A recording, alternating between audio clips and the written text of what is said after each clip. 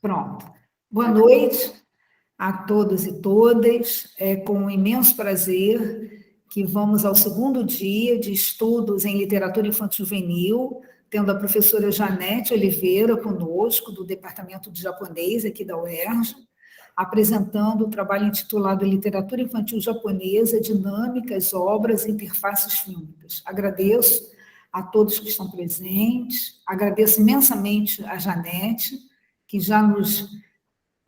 que ontem já compartilhou seu conhecimento conosco e hoje promete, assim, nossa, trazer obras fantásticas. Boa noite a todos, obrigado, né, por estarem aqui, alguns novamente, alguns pela primeira vez, espero que eu consiga corresponder às expectativas da Regina mais uma vez. Ontem eu, né, consegui um pouquinho, mas hoje vamos ver se eu consigo. Hoje tem muito mais o pé na minha área de literatura, como diz o Gabriel, literatura midiática. E ontem a gente falou sobre as dinâmicas da formação da literatura infanto-juvenil japonesa. O que é ser criança no Japão, o que isso significou em termos de desenvolvimento da literatura, as divisões, porque é tudo muito junto e misturado. Né? Mas o que realmente caracteriza muito a literatura infantil realmente é as Bukashima Banachini, exatamente porque ela se parece, tem essa coisa do maravilhoso que se confunde com o conto de fadas ocidental.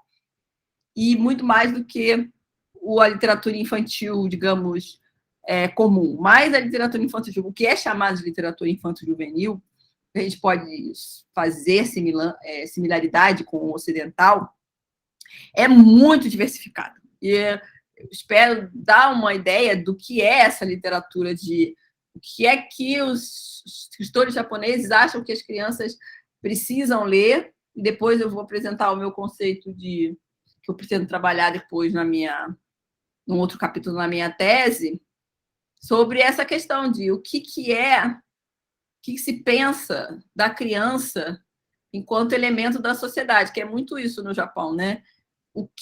Como essa criança ou esse adolescente vai enfrentar os seus problemas diários na sociedade, na vida pessoal, porque os japoneses não falam muito, então você tem que encontrar estímulos outros para lidar com os seus demônios interiores. Então, hoje a gente vai falar sobre algumas obras. Ontem a gente falou sobre a divisão, como o Soma evoluiu antes da guerra, depois da guerra. E hoje a gente vai falar de algumas obras significativas no Brasil, em português, que servem para entender também essa literatura infanto-juvenil e, ao mesmo tempo, interfaces comuns com o cinema, não só o cinema, né? Eu vou citar algumas outras coisas que não são exatamente cinema, mas como é que a mídia pode ajudar a você conhecer melhor essa literatura e conhecer melhor sobre o Japão também. Eu vejo que, às vezes, o livro, quem não lê japonês, não entende ainda, não consegue ler o livro, não consegue ter a matéria-prima para ler, mas através dos filmes, através dos doramas, e às vezes até... Não vamos entrar no mangá e no anime, que aí é um outro universo muito complexo. Mas dentro do cinema, você pode ter muitas coisas interessantes para conhecer sobre o que os escritores japoneses pensam para as crianças japonesas, que isso também é uma visão de mundo do Japão. Então, vou começar com o básico, que eu acho que todo mundo conhece, todo mundo que são as histórias preferidas das crianças japonesas. São os volumes 1 e 2. Esses volumes, infelizmente, eles estão esgotados. Então, eu acho que talvez na biblioteca do ICBJ, onde trabalha a Viviane, deva ter, tem na Fundação Japão de São Paulo, também para consultar. Ou então, tira algum coleguinha que tenha comprado no passado, porque na estante virtual talvez tenha, mas na estante virtual é aquele preço absurdo. Mas é muito importante esses dois livros, além de eles serem bilíngues, quem está aprendendo japonês pode usar como questão de tradução, como é que é isso em português, como é que é isso em japonês. O aprendizado de japonês também é interessante. Mas o que é interessante? Além de Mukashi Banashi, eles têm também alguns textos de mitologia também. Tem o conto do coelho, que está dentro do Kojiki. Então, ele mistura muito dentro desse espectro, que são as histórias preferidas das crianças japonesas. Então, tem Mukashi Banashi, tem mitologia popular, tem mitologia oficial, que é o Kojiki. Então, ele mistura muita coisa, esses dois livros. Então, se quem conseguir encontrar, tirar cópia de alguém, eu recomendo demais, porque está em português e em japonês também, para quem quiser estudar. E além de estar em português, ele reúne uma miríade de contos que não são só Mukashi Banashi, mas também incluem contos mitológicos e contos populares. Essas populares. Então, essa seria a minha primeira indicação, obras em português que seriam indicadas para começar a estudar literatura infantil japonesa, ou então, pelo menos, estudar esses contos folclóricos japoneses. O outro, que eu já tinha falado ontem, que é o Kenji Miyazawa, que é um autor muito importante, tanto para a literatura infanto-juvenil, quanto para a literatura adulta, a Memon Makizunine. E o Kenji, eu gosto muito, eu tenho um carinho muito especial por esse autor, porque ele é budista Nichiren, ele largou tudo, porque ele acreditava que, através da literatura dele, ele poderia... Era como se, através da literatura dele, ele pudesse fornecer para as crianças e para os adolescentes uma maneira deles transcenderem emocionalmente, espiritualmente, esse mundo, como se atingisse um nirvana e atingisse um estágio superior dentro da sociedade, uma utopia. Então, o Kenji Miyazawa, ele estudou artes agrícolas, criou uma comunidade agrícola. Então, ele acreditava que ele poderia, através da literatura, dentro dos princípios budistas, criar uma utopia. Então, o violoncelista é traduzido ele é traduzido e ilustrado pela querida Lúcia Hiratsuka. Então, a história, quem não leu, uma sinopse seria um violoncelista que ele se esforça muito, mas apesar de ele se esforçar tanto, ele nunca consegue agradar o maestro, ele está sempre... Então, ele começa a receber uma série de visitas, e essas visitas vão provocando uma mudança na vida dele. Então, um percurso dirigido à literatura mais infanto-juvenil, até por questões de texto, e tem através da música, uma viagem desse personagem do violoncelista em busca dessa música perfeita, essa música melhor. A Viagem Noturna ao Trem da Via Láctea, esse livro, ele tem uma animação obscura que eu um dia peguei na internet e tal para fazer um trabalho, mas ele não tem em português, não tem nem em inglês, eu acho. Eu não sei se alguém já pegou isso na internet com legenda. Eu peguei sem legenda, mas tem uma animação desse livro. Só que não são pessoas. No livro são pessoas, são dois rapazes, amigos de escola, que eles estão no interior. Todas essas, tanto o violoncelista quanto a viagem ao noturno, é tudo passado no interior, porque é muito o que o Kenji Miyazawa acreditava, na vida no campo, da natureza, que a salvação viria pela natureza, né? Esse contato com a natureza. Então, são dois meninos do interior que eles embarcam num trem. À noite, eles estavam vindo da escola, mas aí, de repente, eles estavam dormindo, conversando numa árvore, e aí, de repente, passa um trem, como se fosse, de repente, como se ele tivesse entrado num mundo de fantasia, eles embarcam no trem. E o interessante da viagem noturna do trem da Via Láctea, que tem umas coisas budistas, mas também tem símbolos religiosos, católicos, tem cruz. Então, é um livro bastante interessante, porque ele mistura o budismo com outras religiosidades. E o fim é extremamente impactante. Obviamente, eu não vou dar spoiler, mas eu recomendo, que é um É um livro bastante interessante e ilustrativo do trabalho do Kenji Miyazawa. Por isso que lá em Bungo Stray Dogs, quem viu a figurinha ontem, né, ele é retratado como um fazendeiro muito forte, mas as vestimentas dele são todas de uma pessoa que veio do campo, porque o campo, a natureza, essa vida, essa transcendência, através de uma vida proletariada, né, que é aquela coisa, né, desapego das agruras do mundo, do sofrimento, e que aí você vai atingir um nirvana. Bem que eu admitirei um pouco diferente, mas mais ou menos isso. Esses dois aqui estão em português disponíveis. Só esse realmente primeiro aqui que não está. Mas o Kenji Miyazawa está disponível em português para quem quiser descobrir essa faceta mais religiosa da... Então, uma outra autora que eu gosto muito, que eu tive numa banca eu conheci através de uma banca de dissertação de mestrado lá na USP, que eu fui... É uma autora que eu gosto muito, que é a Kazumi Moto. Ela não é só... Ela escreve mais para crianças, mas também escreve para adultos. Uma coisa comum na maior parte dos autores japoneses. Eles escrevem tanto coisas que podem ser voltadas para crianças como para... Então, eu vou só falar sobre esse primeiro, O Urso e o Gato Montês, que foi o livro que eu conheci lá em São Paulo. Eu vou colocar aqui, não vou colocar o livro todo, mas acho que vocês, não adianta nesse caso especificamente da Kazumi Moto, não adianta eu ficar falando, acho que é melhor vocês sentirem, verem o livro para entender exatamente quando eu falar sobre... Então, ele tem em português, eu tenho a versão dos dois, né? Então, esse é o Gato Monteiro, da Kazumi Moto, e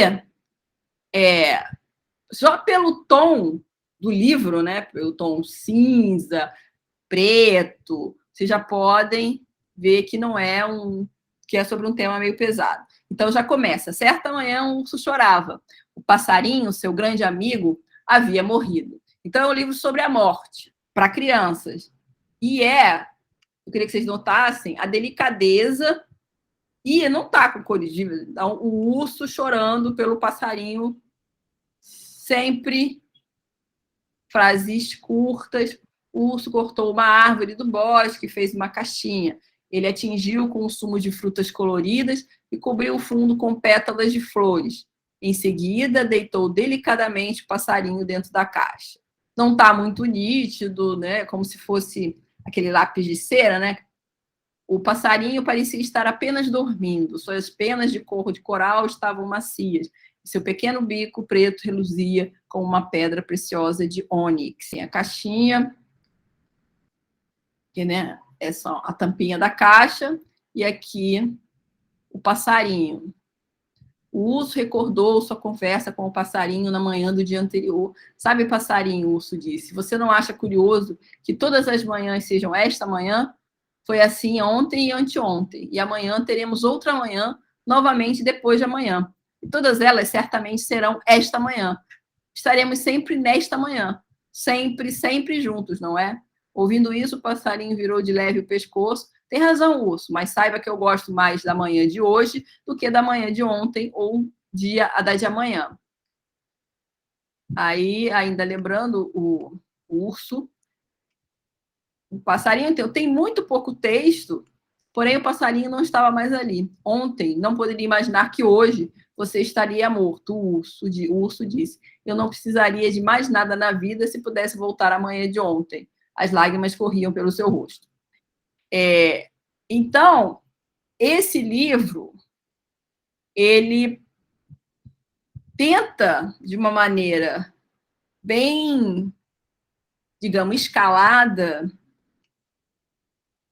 assim, devagar, mostrar como é que esse sentimento de hoje, além de mostrar a morte, de uma certa forma, apresentar a morte para as crianças, ela também Esse livro também apresenta esse sentido japonês do viver hoje. Você tem que aproveitar hoje, né? Isso é uma coisa muito do Pensa. Quem já leu aquele livro do Shuichi Kato, Tempo e Espaço na Literatura Japonesa, na cultura japonesa, ele fala que ele enfatiza muito essa questão, que o japonês enfatiza a coisa que só hoje existe hoje. O amanhã e o depois já foi, o amanhã ainda não será. Então, só existe o hoje. Então, esse livro ele dá esse enfoque. Hoje eu estou com você, amanhã eu não sei. Então, vamos ficar juntos. Estamos juntos hoje. E aí, é um livro sobre o luto. Como, de repente, ensinar a criança a passar sobre o luto. E ontem a gente já tinha falado sobre a questão do Kawaii-ko Tabio Saseo.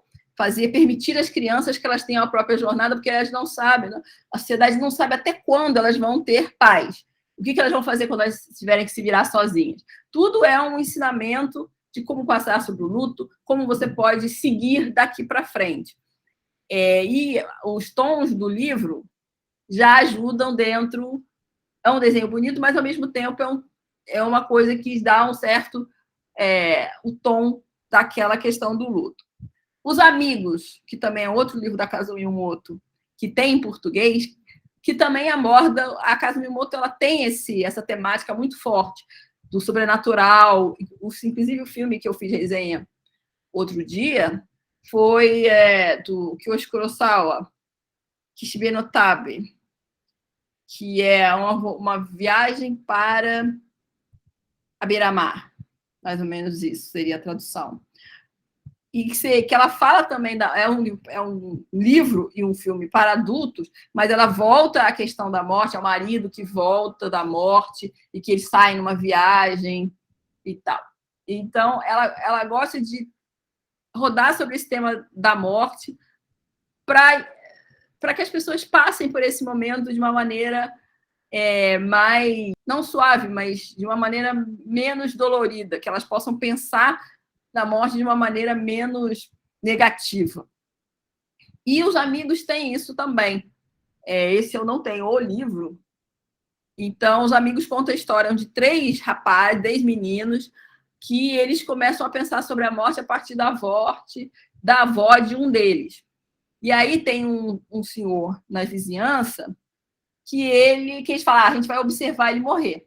Um dia ele está velho, uma hora ele vai morrer, então a gente vai ficar lá observando a morte, a gente vai entender a morte. Só que aí eles acabam se afeiçoando àquele senhorzinho, ficam amizade, tentam ajudar, recuperar algumas coisas do passado. Então, desse interesse meio mórbido por observar alguém morrer, passa-se por uma experiência de entendimento desse processo funerário. Então, vai falar isso para a criança, mas como a gente viu ontem, são processos necessários para você viver em sociedade, saber como se virar sozinho, saber como viver o seu luto, e assim a questão budista também de apego. Então, são livros que, por mais que possam parecer um tema pesado, em termos de literatura infantil japonesa, são temas necessários para ensinar, para indicar maneiras dessas pessoas conseguirem passar, enfrentar, pensar nesses momentos difíceis. Então, de literatura, são maneiras diferentes, são títulos importantes para entender essa diferença de tratamento de temas da espiritualidade, das dificuldades, superar dificuldades, e aqui no caso mesmo do luto. E a querida Lúcia Hiratsuka, que eu acho que é fundamental quando a gente fala de literatura infantil japonesa e vai estudar no Brasil, tem que falar na Lúcia Hiratsuka, porque além dela trabalhar como tradutora, tem a questão do violão, ela traz uma bagagem do trabalho dela de sommelier, ela foi estudar sommelier, algumas técnicas de pintura. Inclusive, Fábio fez uma entrevista com ela, que eu participei pelo Instagram do Enlige.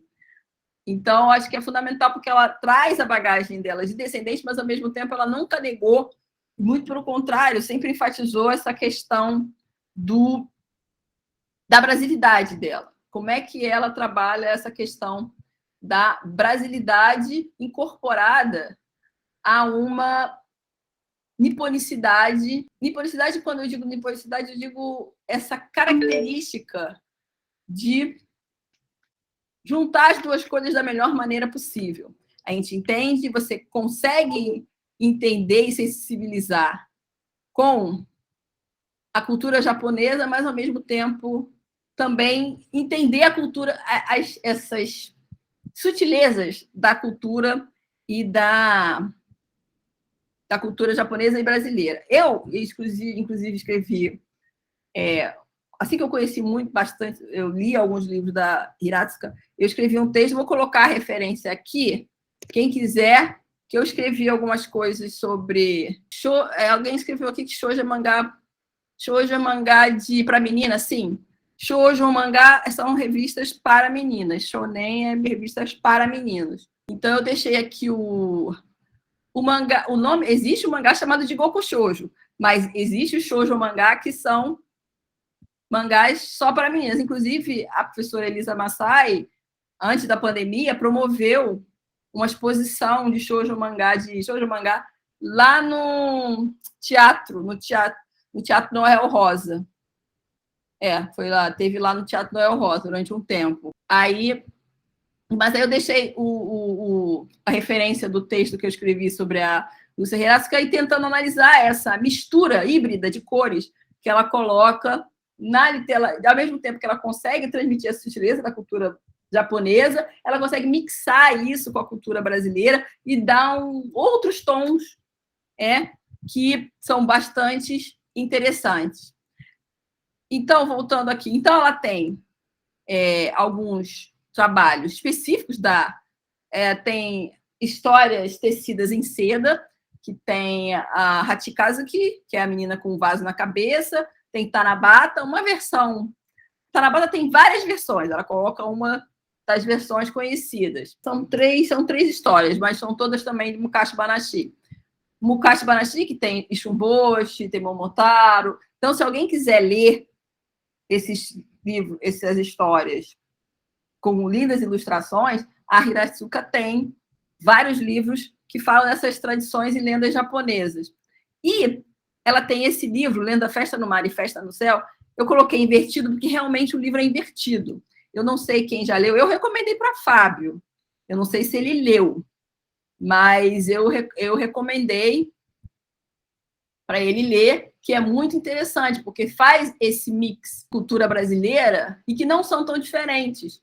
Porque, às vezes, até cheguei a comentar isso uma vez com a Regina, no podcast que a gente gravou, que é a questão da estrutura dos mitos, das histórias. Então, você tem algumas coisas que são muito parecidas, que você só tem modificações culturais de como as culturas fazem isso. Então, eu vou mostrar aqui, rapidinho, esse Festa no Céu, Festa no Mar, que é bastante interessante sobre essa questão de como as culturas não são tão diferentes como a gente imagina. E você pode encontrar, quem quiser fazer estudo comparativo do futuro, pode encontrar alguns contos populares do Japão, como esse, né? Que é a Festa no Mar, e a Festa no Céu, que é a história de como a tartaruga tem o casco quebrado. Né? Eu vou ler só a parte do Japão. Né? O macaco e a tartaruga eram muito amigos. Na Praia dos Pinheirais, os dois passavam horas conversando. E foi um dia desses que a tartaruga deixou escapar. O castelo do Rei da Grão é lindo demais. Como é? Me conta. Não dá para descrever. Aposto que nem em sonho você viu igual. Depois dessa conversa, o macaco ficou morrendo de vontade de conhecer o reino do fundo do mar e pediu: amiga, você bem que podia me levar para esse castelo. Não posso. Lá só entram os seres do mar. Essa permissão especial ao Rei Dragão. Acho difícil. Vou ver o que posso fazer. Aí, né, macaco e tartaruga conversando. No reino do fundo do mar, um problema preocupava os moradores. A bela princesa, filha do rei dragão, encontrava-se adoentada, sem sinais de melhora. Um peixinho vermelho aproximou-se da tartaruga, todo agitado. O rei dragão quer falar com você. Depressa, depressa. A tartaruga seguiu o peixe por entre as colunas, onde cintilavam conchas e pérolas. Logo estavam diante do grande senhor daquele reino. Tenho notícias de que você anda se encontrando com um macaco, disse ele com a cara amarrada de preocupação. E completou: dê um jeito de trazê-lo para cá. Como, Senhor? Os médicos dizem que só um remédio para curar a princesa. Fígado de macaco. Mas, Senhor, obedeça, é a vida da princesa. Diga que vai ter uma festa no mar e ele será o convidado de honra. Sim, Senhor. Aí, a tartaruga foi lá e buscou o macaco. Ao amanhecer, a tartaruga estava na praia, em passos mais lentos que costume, e o macaco, ao vê-la, desceu ágil do pinheiro. Boas notícias, disse a tartaruga. Teremos uma festa no mar e o rei mandou convidá-lo. Vou conhecer o reino do fundo do mar? Hoje mesmo. Então vamos. O que estamos esperando? Perguntou o macaco, pulando depressa sobre o casco da tartaruga. E assim partiram. Encantado com o espetáculo das águas, o macaco ia tagarelando, enquanto a tartaruga seguia quieta, preocupada com o destino do amigo. Mas o que fazer? Eram ordens do senhor, do grande senhor do mar. Aí o macaco viaja. Uma música suave espalhou-se pelo jardim de corais, e o maravilhoso castelo abria o seu portão. Chegamos. Seja bem-vindo à festa do fundo do mar. O senhor é um convidado muito importante. Os seis das águas que você recebia eram só gentilezas. As batidas dos taikos, que são os tambores japoneses, né, anunciaram o ilustre visitante. Os peixinhos começaram a dançar ao som alegre do shamisen, que se misturava. Shamisen é um violão, mas é um instrumento musical de cordas japonês, tradicional japonês. Com o suave dedilho do koto, que é um instrumento de corda japonês, que você toca deitado, e o forte sopro do shakuhachi, que é uma flauta japonesa. Então, a festa e tal, pessoas dançando, aí o macaco aqui só observando. Nunca poderia imaginar, dizia o macaco querendo ver mais. Ia pelo corredor de colunas peroladas, admirando os jardins, maravilhado com tantos encantos. E uma voz chamou sua atenção. Curioso, escondeu-se para ouvir melhor. Uma água-viva falava com a sua filhinha. Hoje é um dia especial. Por que, mamãe? Teremos o fígado de um macaco, remédio para a princesa. Ela vai se curar. O macaco se assustou. Onde estaria a tartaruga? Procurou e foi encontrá-la no jardim de corais. Amiga, preciso voltar. Mas a festa nem começou. Esqueci o meu fígado. Deixei num galho tomando sol. Se não me apressar, vai secar e morrer. Então vamos lá. Ai, se o rei dragão descobre isso, pensou a tartaruga, e foi depressa em direção à praia, levando o ilustre visitante. Assim que chegaram, o macaco pulou para a areia e lépido subiu nos pinheiros. Ei, amigo, achou o que procurava? Gritou a tartaruga lá de baixo. E aí o macaquinho aqui. Então, era mentira, nunca mais volto para o fundo do mar. Não quero perder meu fígado. E o macaco sumiu por entre os galhos. A tartaruga, sem outro jeito, voltou cabisbaixa. O que dirá o rei? Pensou. Chegando ao castelo, todos perguntaram pelo paradeiro do macaco. Como você deixou-o escapar? Os habitantes do mar se enfureceram e descarregaram toda a ira também sobre a água-viva, que deixou o segredo escapar. A tartaruga, foram tantas as pancadas que se sentiu em 1000 pedaços, né? Foi aí que o casco se rachou. E aí, aqui no livro, ela vira e não morreu. Foram tantas as pancadas que sentiu em 1000 pedaços. Mas não morreu. Aí não morreu. E aí, aqui, o não morreu é o final da festa no céu. Que é quando a tartaruga... Na versão brasileira, a tartaruga cai no chão e quebra o casco. Na versão japonesa, ela apanha e fica toda com o casco todo quebrado. Então, você tem duas versões, né, baseadas... como a gente falou nas Mukashi Banashi ontem, que você tem aquelas Mukashi Banashi que são duelos de esperteza, ou, no caso, esse aqui é Dobutsu, que se misturam, né, as categorias entre o que é Dobutsu, Mukashi Banashi, mas também você pode ter umas Warai Mukashi, pode ser um Warai Mukashi Banashi, que são disputas entre inteligências. Então, você pode ter lendas, contos maravilhosos que podem se confundir. Nesse caso, a Hiratsuka, ela fez uma coisa bem legal, que foi, ela no mesmo livro, ela colocou, né? De um lado, você pode começar lendo A Festa no Mar, e aí termina com o casco da tartaruga quebrado. E aí, quando você vira o livro, ou se você começa o livro pela Festa no Céu, que é a versão brasileira, você também vai ler a parte brasileira, e no final você vira e é o mesmo final, ou seja, trajetórias diferentes, mas com o mesmo final, mesmo resultado, né? Então, como se, no final, todos nós, somos fãs dela, né, Fábio? Então, esse livro, ele dá um estímulo para você começar a pensar, puxa vida, quantas outras lendas a gente não pode encontrar um final, uma moral igual, né? E ela mostra exatamente isso, que a gente não é tão diferente, né? Apenas vemos o mundo por lados de culturas e tradições e caminhos diferentes. Então, a tartaruga continuou quebrando casco, só que do lado brasileiro ela quebrou porque caiu do céu, e da outra ela apanhou no mar. Eu recomendo demais todos os livros da Hiratsuka. Esse, então, é muito fofinho. E, além desses que são de inspiração basicamente japonesa, ela tem essas inspirações japonesas, mas que são feitas dentro da perspectiva dela de Brasil, dela como imigrante, né? Porque ela é filha de japoneses que nasceu no interior de São Paulo. Ela nasceu aqui, mas a criação dela foi basicamente toda japonesa. Então, esse livro também é um primor, porque ela são lembranças da época da avó dela, não são dela, mas Ori é a avó dela. Então, são lembranças que a avó compartilhou quando ela era criança, desse Japão de terra, ocre, essa memória afetiva que ela compartilha da infância da avó. É muito bonito. E a questão da cor, né? Essa cor de terra, que lembra saudade, terra natal, eu acho que é brasileiro, mas, ao mesmo tempo, traz esse cheirinho de Japão. E os livros de Sayuri também têm a mesma pegada, mas uma pegada é uma saudade do Japão, dessa questão da minha cultura, porque ela faz os livros de Sayuri, a Sayuri, ela guarda livros que proibidos, que quando, na época da Segunda Guerra, vocês devem saber, os japoneses eram proibidos de ter cartas, coisas escritas em japonês e tal. Então, esses livros de Sayuri seriam esses livros, essa memória guardada do país dela dentro de um outro país. Então, como é que é esse sentimento japonês escrito de uma criança para outras crianças, de ter que esconder essa memória afetiva por medo de ela ser revelada.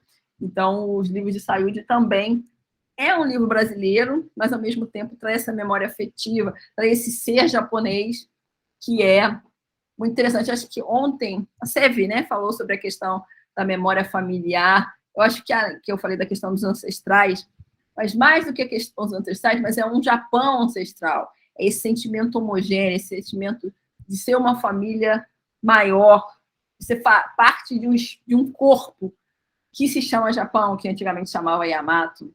Eu acho que a questão da religiosidade do budismo tem muito a ver com isso, dessa questão de você, ou até mesmo do shintoísmo, você fazer parte de algo que transcende a questão do sangue, mas aí sendo japonês, né? A questão da homogeneidade. Eu acho que eu fiquei pensando depois e achei que talvez poderia passar por essa questão também. E a Lúcia, agora esse ano, né? Está em pré-venda já o livro, que ela traduziu as entregas expressas da Kiki. Então, voltando lá na questão do Kenji Miyazaki, ela, além dela trabalhar com o sentimento dela, a memória afetiva, e o que ela sabe, o que ela conhece da vida, da cultura, do sentimento japonês, além dela passar por ela mesma, ela também faz esse trabalho maravilhoso de traduzir coisas para crianças, né? Porque até quando que foi depois, o filme do Miyazaki já tem mais de 20 anos, e só agora saiu uma versão em português. Quando eu fiz a minha tese, eu comprei em japonês, mas até mesmo para poder as minha orientadora, as professores que não sabem japonês, poderem avaliar, eu tive que arrumar uma versão em inglês, né? Então, a entrega expressa aqui, que também ainda está em pré-venda, mas o ano que vem, com certeza, já vai estar nas livrarias, que é a história da bruxinha, que também a gente volta à questão de uma menina de 14 anos que antes dos 14 anos, que ela tem que sair de casa para ir morar numa cidade que ela vai chamar de sua. Você vai ter que largar a família e tudo para viver sozinha em outro lugar. E como é que ela se vira? Depois a gente vai falar disso em relação ao filme do Miyazaki, mas é um livro que também ecoa do que a gente falou ontem, do que é ser criança, a independência, Kawaii-ko Tabi Oseseo, né? Permitir que a criança se descubra, vá, né, sozinha para frente. Então, essa questão do ser criança para dentro do escopo da literatura infantil japonesa você tem que descobrir as coisas, como enfrentar os sentimentos sozinho. O livro pode te ajudar nisso. Então, eu espero que tenha sido útil, né, essas indicações de bibliografia em português, para vocês conhecerem um pouquinho mais, não só de Mukashi Banashi, mas também do que é feito para a literatura infantil juvenil, para quem já sabe ler, já tem algo mais de 10, 12 anos e assim sucessivamente. E, seguindo, por que a gente estuda, por que estudar os contos infantis na mídia, especificamente?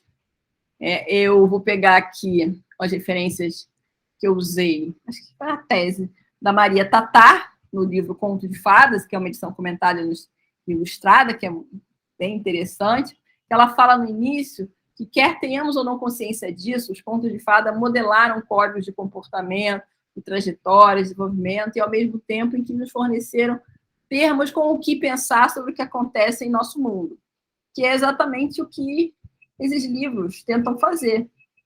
O que me afeta dentro da sociedade? Do que eu sofro? O que eu preciso de orientação? E disseminadas por diversas mídias, que é o que nos interessa, da ópera, do drama, do cinema, publicidade, os contos de fadas tornaram-se uma parte vital do nosso capital cultural. Então, independente de ser ou só o livro, ele está imiscuído em várias outras mídias que podem nos dar esse sentimento de experimentar essa fantasia, essa leitura de mundo, essa pedagogia de mundo. E o que nos mantém vivos e pulsando com vitalidade e variedade é exatamente o que mantém a vida vibrando. Angústias, medos, desejos, romance, paixão e amor. Paixão e amor, no livro japonês não aparece não, mas angústias, medos e desejos, com certeza, os livros japoneses apresentam em profusão. Então, a gente vai mostrar alguns exemplos desse casamento tão bom que é entre literatura, especificamente a infantil e juvenil, com a mídia. Não vou começar com o Ghibli, vou deixar o Ghibli para o final, então, para vocês não irem embora antes de chegar ao Ghibli. Então, eu vou continuar, vou deixar o Ghibli para o final. O melhor, save the best for last. Então, vamos lá falar sobre o Keiichi Hara. O Keiichi Hara é um diretor de animação que foi apontado, quando ele começou, ele dirigiu Shin-chan e Doraemon durante muito tempo. E logo que ele começou a fazer animação, muitas pessoas falaram, o novo Miyazaki. Tantas pessoas, tudo virou novo Miyazaki, né? Quando o Miyazaki ameaçou aposentar, aposentou, todo mundo falou, o novo Miyazaki, é o novo Miyazaki. O Keiichi Hara foi apontado como um dos sucessores do Miyazaki. Chegou a ser, porque o Miyazaki e o Miyazaki são coisas diferentes. Não existirá nunca um sucessor. Pode existir pessoas melhores, iguais, em termos de qualidade de animação, mas nunca haverá outro Miyazaki. Mas eu gosto do trabalho do Keiichi Hara, principalmente que ele trabalha muito com literatura infantil, nos trabalhos dele. Então, eu peguei alguns para ilustrar o meu ponto. Então, tem esse Colorful. Algumas pessoas já podem ter visto o anime. Ele é baseado numa obra-prima da literatura infantil da escritora Eto Mori. Embaixo é o livro. Ela já ganhou o prêmio de literatura infantil da Kodansha, por vários outros. Aí tem vários prêmios. Prêmio de literatura infantil Noma, prêmio cultural de literatura, prêmio Naoki, que é um dos, junto com o do Akutagawa, que a gente falou ontem, é um dos principais prêmios da literatura do Japão. E ela tem uma série de 4 volumes, Daibo, que transformou-se em mangá, filme e uma série de anime. Então, ou seja, a literatura infantil preenchendo toda a cadeia. Mas como eu trabalho mais com longa, e Daibo, eu realmente não peguei esse vídeo eu acho que não deve ser a mesma temática de Colorful. Eu vi Colorful, que eu acho interessante porque a temática é o suicídio. A história de um menino que, na verdade, é da alma dele, eles botam a alma dele na fila de novo para ele reencarnar, porque ele precisa salvar a vida de um outro menino lá que se suicidou. Então, ele vai viver a vida dessa pessoa para tentar evitar que ele se suicide. No final, tem uma reviravolta e tal, mas a ideia é que essa alma reencarnada vai aprender com a vida desse menino que a pessoa não tem uma cor só. Você não é só aluno da escola, você não é só o filho do seu pai, você não é amigo de fulano. Você tem várias cores e você não pode viver preso a uma só cor. Então, por isso que o livro se chama Colorful. São várias discussões, vários problemas, mas é um livro que, exatamente como coloquei aqui, como a gente falou ontem, de Dobungaku vai de 0 a 12 anos, adolescência, até a início da adolescência. Apesar das pessoas podem estranhar, puxa, você vai falar de suicídio com uma criança de 10, 12 anos, só que, pelas estatísticas japonesas, o principal índice, faixa de suicídio no Japão, é exatamente no Shogaku, que é a primeira fase, parte do fundamental. Que lá no Japão você tem do 1º ao 6º ano, depois você tem do 6º ao 9º ano, que é o Shogaku, e depois é que você vai para o ensino médio, que são 3 anos. E os principais índices de suicídio são registrados exatamente entre as crianças. Então, é um livro que vai de encontro a um determinado público que precisa desse apoio. Então, e o filme é só de repente, para quem não conhece o livro, para quem não sabe, obviamente que a temática é conhecida, mas é saber que esse filme é baseado num livro de literatura infantil, que é exatamente para atingir esse público. Adolescente, pré-adolescente, criança e pré-adolescente, que necessita, de uma certa forma, aprender a lidar com esse sentimento. E o livro é a melhor maneira de você conseguir não um reply, um feedback, mas conseguir, de certa forma, o livro dá esse feedback, mas algo que te console, já que a cidade japonesa é muito complicado você conversar, falar das suas fraquezas para os outros. Então, Colorful não foi o primeiro filme que eu vi dele, mas é um filme que me impactou muito, é um filme muito bonito. E depois eu fui ler o livro para dar um curso e tal. Então, aí o livro realmente detalha melhor todos os conflitos do filme, ele detalha bem melhor. Outro filme do Keiichi Hara é As Férias de Verão com Ku, que é esse bichinho, que é o Kappa, que é uma lenda muito conhecida, é um ser fantástico do Japão, que ele oscila entre ser uma criatura má, que pode te devorar, e, ao mesmo tempo, ela é utilizada em propagandas, em lugares rurais, tanto que o menino ele mora numa cidade mais afastada. Não, ele mora em Tóquio, mas depois é que ele vai para a cidade afastada. Ele é baseado em 2 livros infantis, é uma série de 3, mas ele pegou só 2, que são esses que eu coloquei aqui, né? Que é O Grande Bagunça dos Kappa ou Sawagi, a jornada surpreendente, a análise surpreendente do Kappa, que é Kappa Bikuritabi, e o Rei dos Kappas, sobre Kappa, que tem o Tengu e o Rei Kappa.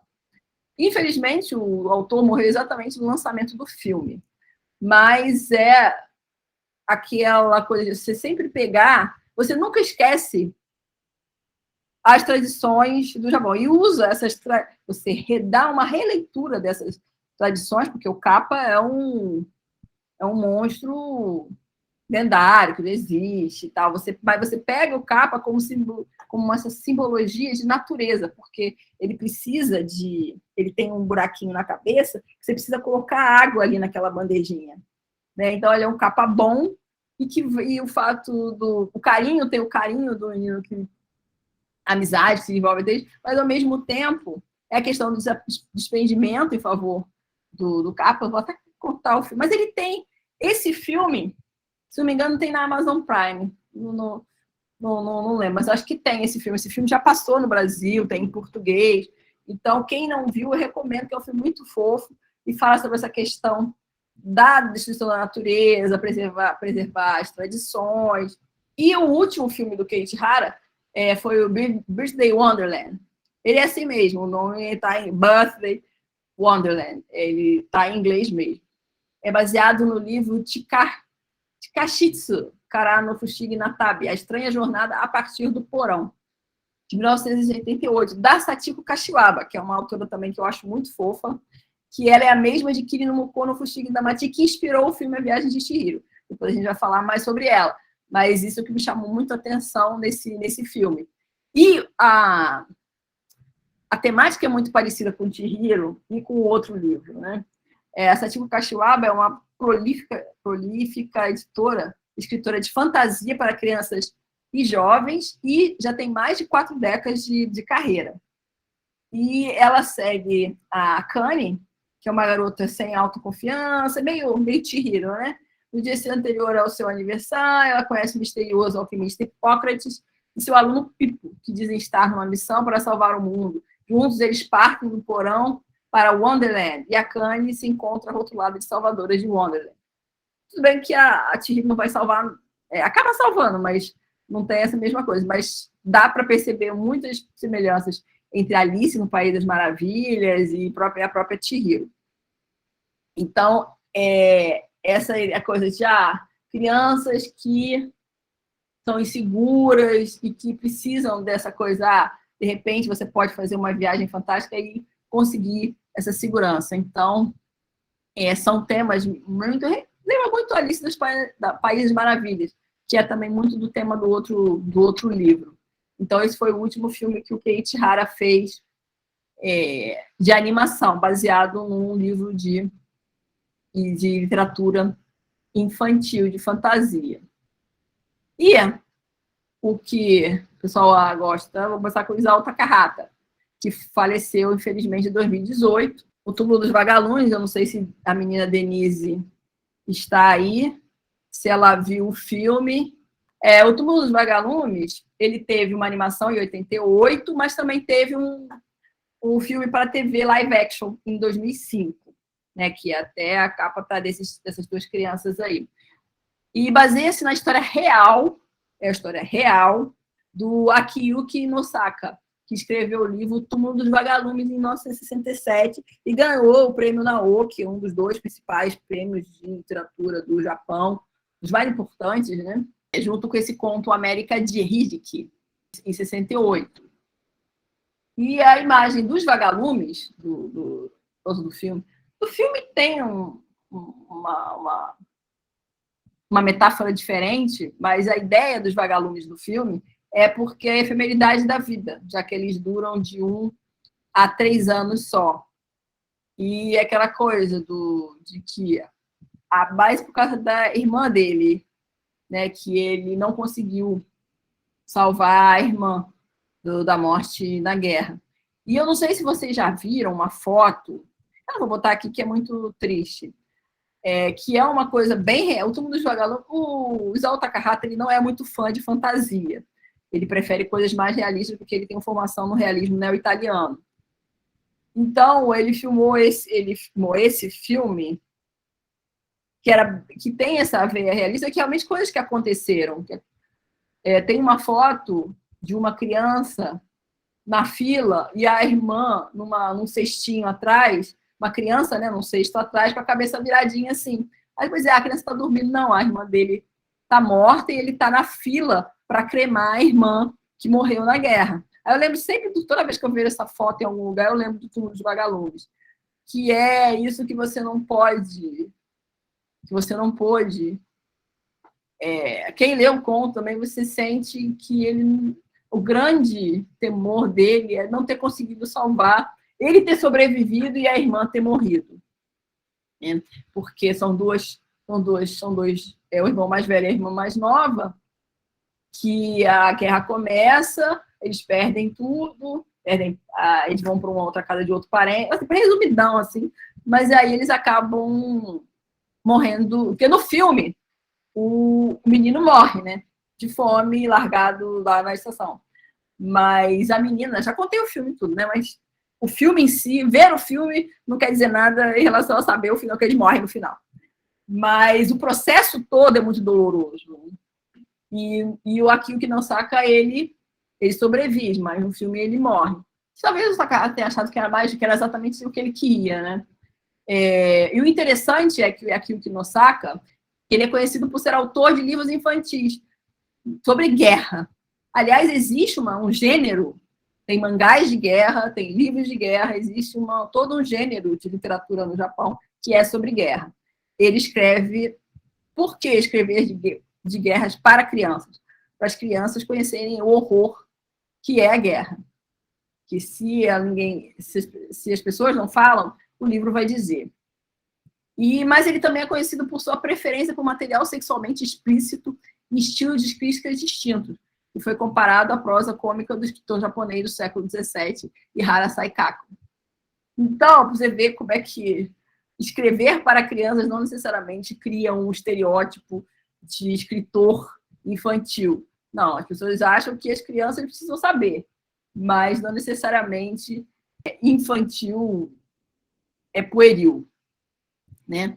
E a ideia de fazer o filme foi porque a editora do ganhador da Oki, no caso aqui o Kinosaka, quis ter o livro publicado, filmado, e queria que o estúdio Ghibli filmasse, que já tinha feito Náusica e tal.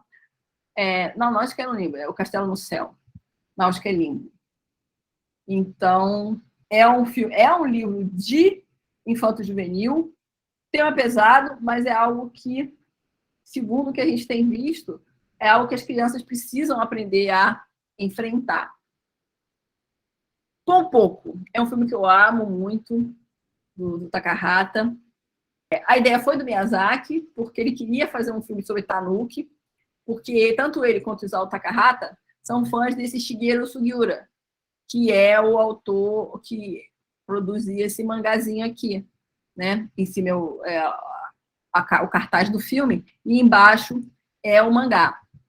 Então, o Tanuki, como a gente, é um elemento do Kashibanashi, das lendas japonesas, é um ser mágico, né?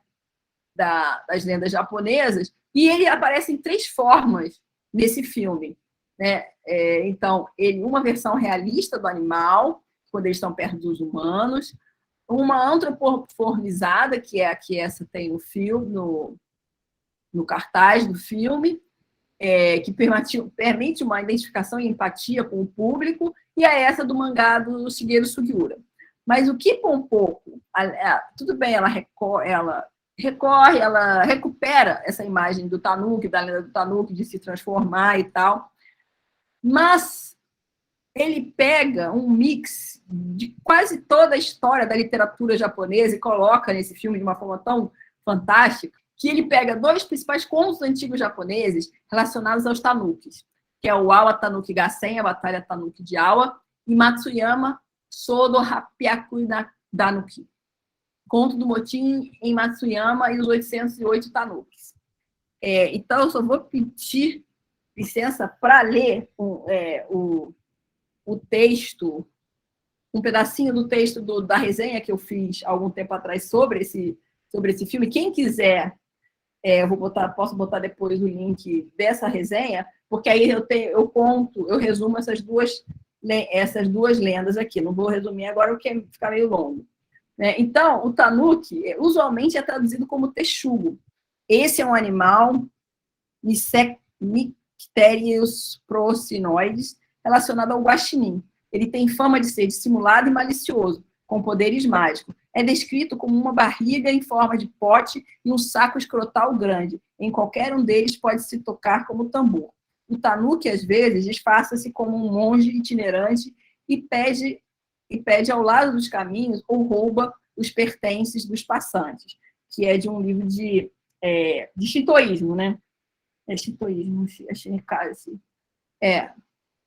Handbook of Japanese Mythology. Ele fala sobre como ele descreve os tanukis. A despeito disso, né, dessa questão folclórica, o registro do aparecimento dos tanukis pode ser encontrado desde há muito tempo no Japão, sob o nome de Mudina, que seria um outro nome dado aos tanukis, aparecendo no Nihon Shoki, ou seja, nos registros antigos do Japão, nos registros que fundaram a história e a mitologia japonesa, você já tem registros de tanukis do século VIII. E o título do filme faz uma referência explícita a um episódio histórico, que é ligado à lenda dos tanukis. Heisei Tanuki Gassen. Remete à lenda Awa Tanuki Gassen, ocorrida no final do período Edo na antiga província de Awa, que atualmente é Tokushima, na ilha de Shikoku. E o título aparece atualizado para o período Heisei, momento em que acontece a revolta de tanukis no filme de Takahata. Então, ele resgata essa literatura de um período do século VIII, né, dessas lendas que estão ligadas a fatos reais que aconteceram, e coloca nesse filme. Obviamente que dá um trabalho danado catar essas referências, mas é muito interessante como é que, dentro de uma peça infantil, ele consegue juntar lendas tão passadas que provavelmente muita gente não lembra. As crianças, as pessoas que vêm não lembram. Mas, de alguma forma, deve dar um estalo. Eu acho que eu já ouvi isso em algum lugar. Além disso, contém referências também dos principais clássicos da literatura japonesa, os contos de Reiki ou Reiki Monogatari. Tem algumas cenas que são épicas do livro. Inclusive, em breve vai sair uma animação de Reiki Monogatari para crianças, né? E também é uma famosa pintura, para quem gosta de yokai aí, né? O Tagawa Yoshiko Kyaki Yagyo, que é a parada noturna dos 100 demônios, que faz referência a uma lenda japonesa que diz que todos os anos, no verão, os yokais fazem uma parada pelas ruas do Japão e quem assistisse iria perecer ou ter o seu espírito roubado. Então, também remexe nessa mitologia popular, que não é essa mitologia oficial, mas sim essa mitologia mais popular, de yokais que roubam seu espírito. E aí a pintura é essa, né? Que são sapos gigantes, né? Então, essa é a pintura da parada noturna dos 100 demônios, que é retratada no filme também. Ou seja, o filme é todo recheado de pinçadas históricas, que é bem interessante.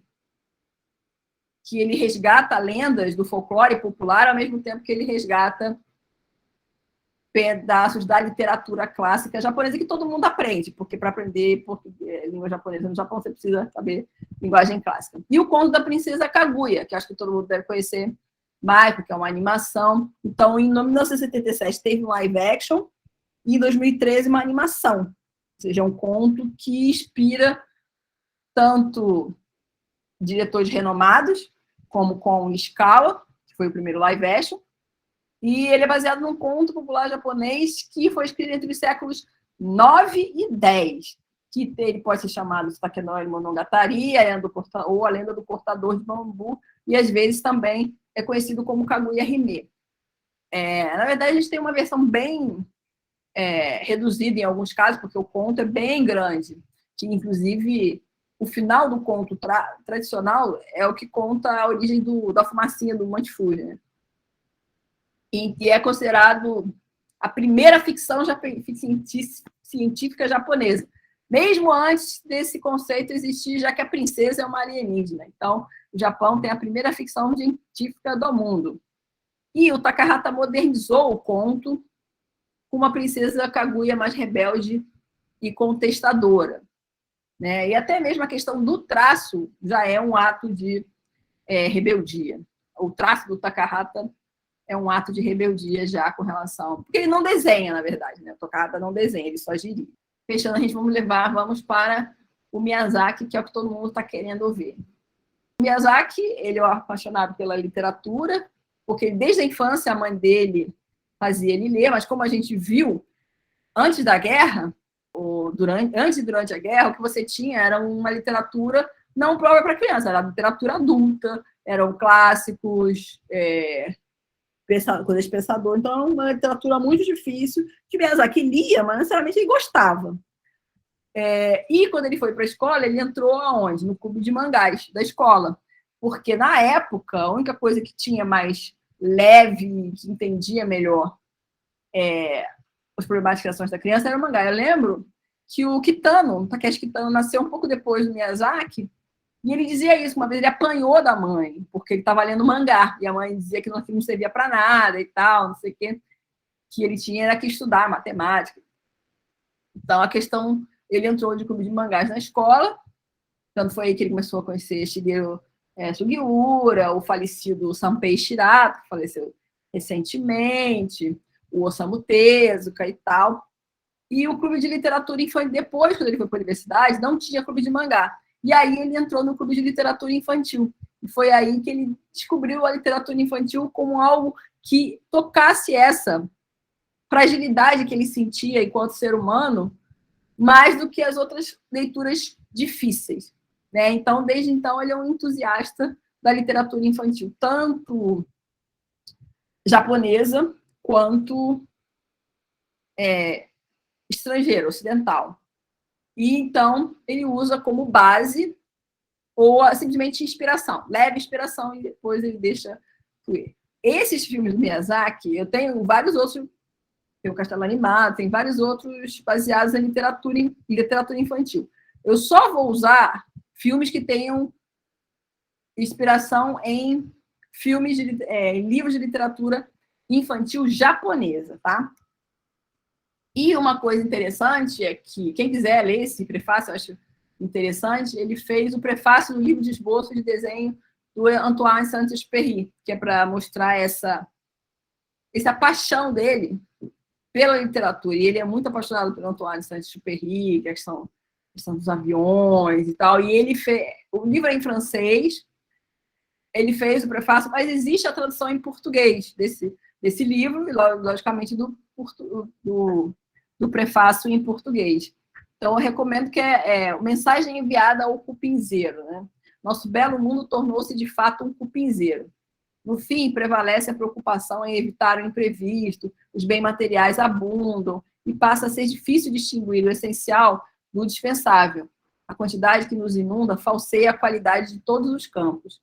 É verdade, carregamos uma chaga que não para nunca de se alargar. Mas por que essa incapacidade de nos alegrarmos diante dessas crianças recém-nascidas? Uma vez que elas existem, encerram nelas todas as possibilidades. Uma vez que elas são a prova viva de que o mundo é belo. Em um mundo que já não possui mais nada de um cupinzeiro, a espécie humana ameaça se transformar na célula cancerosa da nossa estrela. Mas, se em breve ele a devorar por completo, aos cupins restará pelo menos o recurso de descrever, com sua escrita de cupim, a beleza do mundo. Então, eu peguei alguns trechos para ver como é que o Miyazaki, ele meio desanimado com as coisas, mas nada impulsiona mais ele do que esse amor pelo que você vai deixar para as crianças. E essa mensagem do que você pode deixar para as crianças para não corromper. Por isso que ele diz que ele faz filmes para crianças, para japoneses e para crianças. Ele não faz filmes para adultos, porque ele pensa de criar esses pequenos espectadores. Então, falar de Náusicaa, do Vale dos Ventos, ela tem duas inspirações básicas. A japonesa é o conto folclórico japonês A Princesa que Amava Insetos, Mushi Mezuru Himegimi, datada do século XII. Que aí eu botei a capinha dela e a fotinha aqui, porque ela é uma princesa que gostava muito de insetos. Então, pode ver, né, as aias dela de companhia ficavam todas assustadas, todo mundo achava era uma princesa muito esquisita, mas ela valorizava esses pequenos animais, esse respeito à natureza. Então, é uma das faces de Náusicaa. Depois, né, tem a questão dessa uma personalidade da Odisseia, de Homero, né, que tem uma Náusicaa na Odisseia. Também tem Macbeth, Duna de Frank Herbert, também, mas a referência japonesa é esse conto do século XII, A Princesa que Amava os Insetos. e por que ela era discriminada, mas no final ela acabava sendo dando uma lição de moral nos príncipes, na realeza da época, apesar dela ser essa menina que não tinha medo ou desprezo pelos insetos. E o meu vizinho Totoro tem a inspiração do Alice nos Países Maravilhas por causa do gato e tal. Mas, especificamente, do Kenji Miyazawa, que a gente já falou tanto dele, ele tem esse livro, O Restaurante de Muitos Pedidos.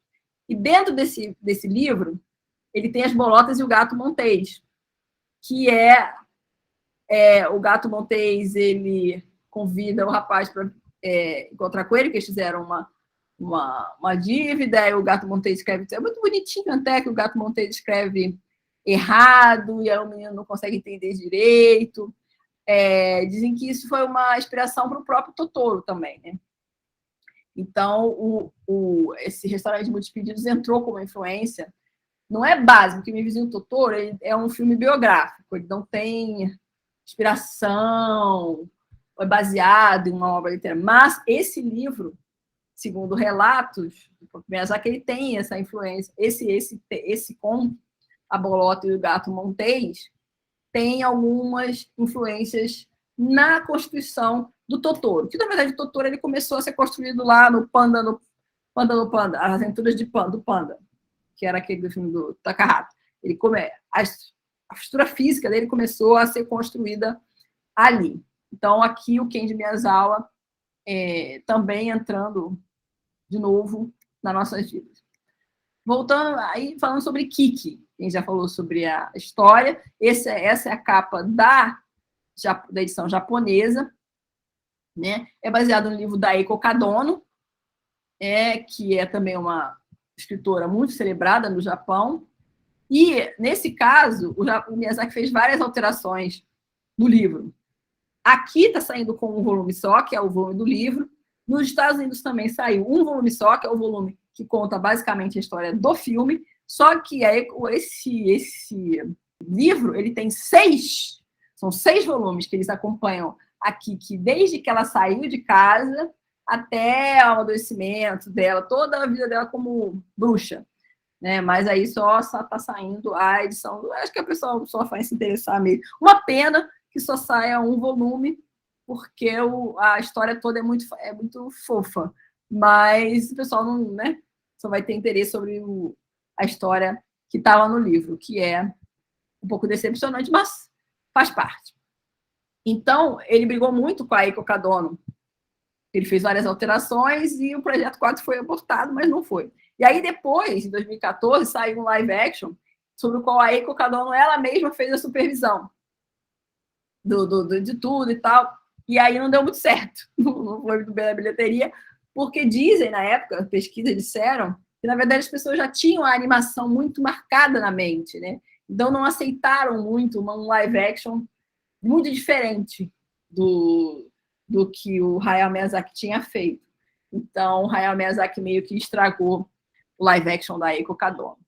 Mas acontece. E, né, a Viagem de Chihiro, como eu falei, é baseada no Kimi no Muko no Fushigi Namati, que é a misteriosa cidade para além da neblina, que também tem uma história da menina. É um plot um pouco diferente, porque, na verdade, o pai já tinha ido, era como assim, era quase como um desenvolvimento para a criança. Ela foi sozinha, tinha, acho que, 2 Shogako. A menina estava no último ano da Shogako, ela foi sozinha para uma cidade que ela não conhecia, o pai mandou para ela encontrar não sei quem, que essa pessoa ia levou ela para a cidade mágica, no qual ela aprendeu a viver sozinha, meio igual ao Chihiro. Então, o Miyazaki falou na época, né? Existe um livro infantil, que no Kono Fushigi Damati, foi publicado em 1980, eu imaginava se eu poderia fazer um filme baseado nele. Isso foi antes de começar a trabalhar em Princesa Mononoke. Existia um membro da equipe que amava esse livro, quando ele ou ela, né, que a gente não sabe, porque ele deu o sobrenome, a gente não sabe se é homem ou mulher, estava no 5º ano e ele e ela deu várias vezes. Mas eu não conseguia entender por que era tão interessante. Eu estava mortificada e eu realmente queria saber o porquê. Então, eu escrevi uma proposta de projeto baseado no livro, mas foi rejeitada no fim. Aí ele deu essa entrevista à revista Animais, em 2001. E depois ele só saiu porque ele incorporou várias outras coisas, mitologias e deuses e Oni e outras coisas no meio. Aí a história, como era da Satiko Kashiwaba, não foi, né? E também tem inspiração nessa lenda do Kotaro, o menino dragão, Tatsuno Kotaro, de Miyoko Matsutani, com relação ao Haku, né? Que tem até algumas variações na lenda, mas basicamente a questão do dragão, das águas, que eles foram descobrir que a mãe era um dragão, ele vivia numa vila, mas aí ele descobriu que a mãe dele era um dragão, e aí ele salvou a vida. Mas tudo tem a ver com o elemento água. E aí, Pônio, a amizade que veio do mar, que a grande influência é o livrinho da Arieko Nakagawa, que a gente falou ontem, Kaeru no Eruta, que é a rã Eruta, porque a historinha é o menino encontra a rãzinha que parece de plástico na grama, aí leva para casa, começa a brincar, e ela é de plástico, mas até que um dia eles estão brincando e de repente a Eruta começa a falar com ele, eles vão numa viagem no navio, aí começam várias aventuras, meio a aspiração veio dessa questão de uma criatura do mar, encontrada que você encontrou do nada e de repente leva para uma grande aventura, como o Pônio, a Pônio também, ele encontrou, botou na água e de repente ela levou ela para um outro reino. E também tem a influência do próprio Urashima Taro, que também tem essa ideia de você salva alguém, aí esse alguém te leva para um reino mágico, para um outro. Se bem que, na verdade, a Pônio não. Até traz, né? Depois a água. E a ideia do Miyazaki, que ele falou em entrevista, era criar uma pequena sereia já dentro do Hans, ressuscitar o Hans Christian Andersen, a pequena sereia do Hans Christian Andersen, num cenário contemporâneo japonês, mas pegando referências da literatura e da própria vida japonesa, como aqui fala que ele pegou duas influências, o nome do Sosuke, inclusive, dos livros do Natsume Soseki. Tem influências budistas, da deusa Kanon, né, que é aquela que passa por debaixo do navio, né? Então, tem aquelas quando a Pônio vem para tentar encontrar o Sosuke, né? Aí vem aquelas ondas que parece que tem uns olhos, que aquilo vem de uma lenda japonesa, que são as almas dos marinheiros que morreram no mar, que atacam os navios e tal. Então, uma pequena sereia, mas muito moldada à cultura e às tradições japonesas. E aqui a parceria dele com a Arieko Nakagawa, que a gente já falou ontem, que essa questão da simplicidade dos desenhos, dessa coisa pedagógica de lidar com a criança, encantou o Miyazaki, e aí eles estão em uma parceria de muitos anos. Ela escreveu a música de Totoro, Sampo, não é Totoro, é Sampo, Aruko. O primeiro curso é dedicado à exibição exclusiva no Museu do Ghibli, é baseado num conto de Yayaen, que é o da baleia lá, porque Yayaen é o jardim de infância do Não Gosto, Não Gosto, que a professora não consegue lidar com as crianças, elas estão fazendo bagunça, então elas começam, cada capítulo do livro são as crianças inventando brincadeiras imaginárias, dentro de cada capítulo eles criam uma fantasia de alguma coisa que eles estão fazendo, eles foram para o mar caçar essa baleia, não sei o quê, e aí ele tirou um desses episódios imaginários de Yayaen e criou um vídeo para o Museu Ghibli. O Takara Sagashi também é um curta baseado num livro também dela. E, como eu falei, a pedagogia desses textos da Nakagawa, através de linguagem simples, desenhos simples, vocês vão ver com Sora no Hirona Tane, e a irmã dele, a irmã dela, né, Yuriko Omura, que ela faz a ilustração dos livros da Reiko Nakagawa, influenciam claramente o trabalho do autor, do diretor, há muito tempo. Tanto que, em dezembro de 2018, a NHK, que são essa foto aí, apresentou um especial com o encontro dos dois, falando. E é difícil Miyazaki rir, né? E ele está feliz aí. E aqui são alguns livros, algumas obras dela, Yayaen, que é o Jardim de Infância Não Gosto, Não Gosto, Sorairo no Tane, que é a semente da cor do céu, Takara Sagashi, que é a procura do tesouro, e Neko no Ongaeshi, que é até o nome do filme de Miyazaki, mas é o retorno, a retribuição do gato. Ou seja, pode ver que os desenhos são bem simples, bem, né, amáveis, afáveis para as crianças, porque realmente a Eriko Nakagawa escreve para crianças. Ontem a gente mostrou o Guri Togura, né, a questão do ovo, distribuindo entre os animais, então é realmente para crianças de pouca idade, para dar essa leitura do mundo. Que você tem que ser bom, que você tem que ser uma criança que imagina, que você tem que brincar. Então, é uma leitura para realmente ensinar essa gentileza e essa maneira mais doce e simples de ver o mundo, mas sim, uma pedagogia de mundo que ela faz e que agrada muito ao Miyazaki. Então, agora eu vou mostrar para vocês esse videozinho, que existe um livro chamado A Semente da Cor do Céu, com essa história toda, com texto, mas o Miyazaki fez, como eu disse, comercial para a MTV, sem som, sem som e sem texto. Não, sem texto, mas ninguém fala nada. Então, não tem problema vocês não entenderem japonês, porque vai dar para entender perfeitamente.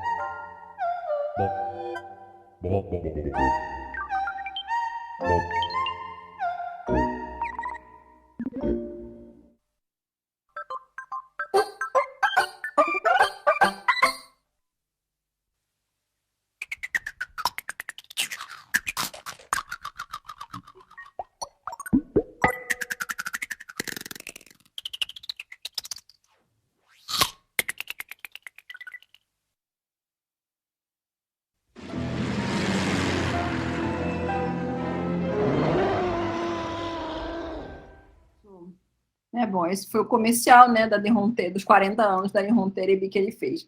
E, por último, esse é o futuro filme do Miyazaki, que está previsto para 2022, 2023, não sei, que é baseado num livro também de literatura infantil, infanto-juvenil, mais juvenil do que infantil, que é um romance de 1937, de Yoshino Kenzaburo.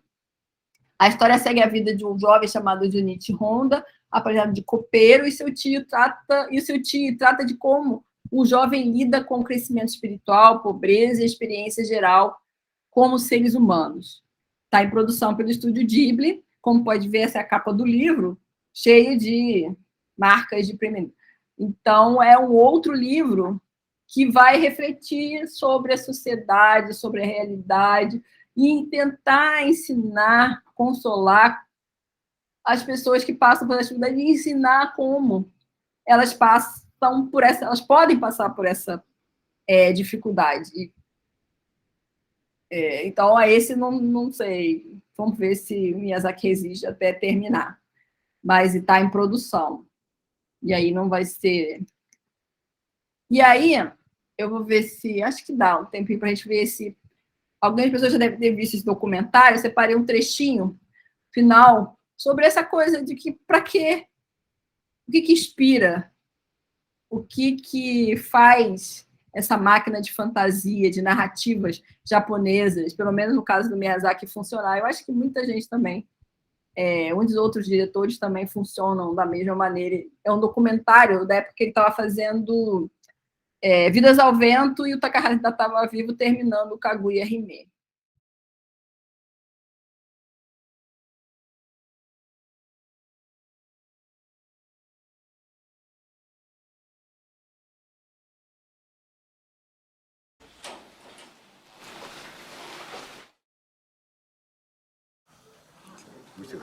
親父が水やってました芝生に。上から見てるとは夢にも思ってないですよね。ほら、そこにある草で絡まってる家なんて全然違うでしょ。もう草が絡まってるでしょ。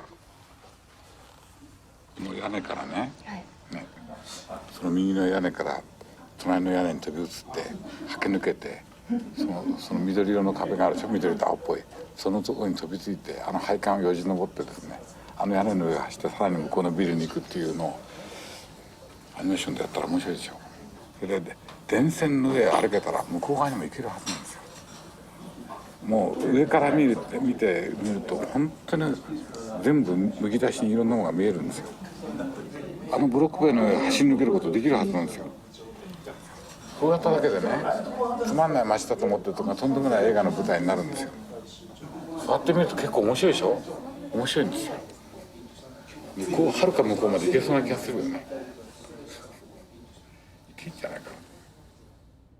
E por último, essa do Miyazaki também, que ele fala no livro Spatsu Ten, então ele fala: eu gosto das palavras possibilidades perdidas. Nascer significa uma época, um lugar, uma vida, sem ter a opção de escolha. O estar aqui agora é perder talvez muitas possibilidades de si mesmo. Por exemplo, talvez embarcar em um navio pirata, levar ao lado uma princesa e tornar-se capitão. Como possibilidade perdida, o eu que talvez poderia ter sido, não é só em relação a mim mesmo, mas as pessoas possíveis e um Japão possível. Existem como possibilidade. Isso é baseado num autor antigo, Ryotaro Shiba, mas é essa questão, o vídeo complementa com esse texto, ou seja, através da animação, através da narrativa, através da fantasia, através das lendas, através desse mundo que foge da nossa compreensão, que foge daquilo que a gente vê, que é concreto, é que, né, nos dá essa possibilidade de sonhar com uma realidade diferente, com um futuro diferente, com um outro futuro possível, com uma outra Janete possível, com outras pessoas possíveis. E é através da ilusão, da fantasia, das narrativas.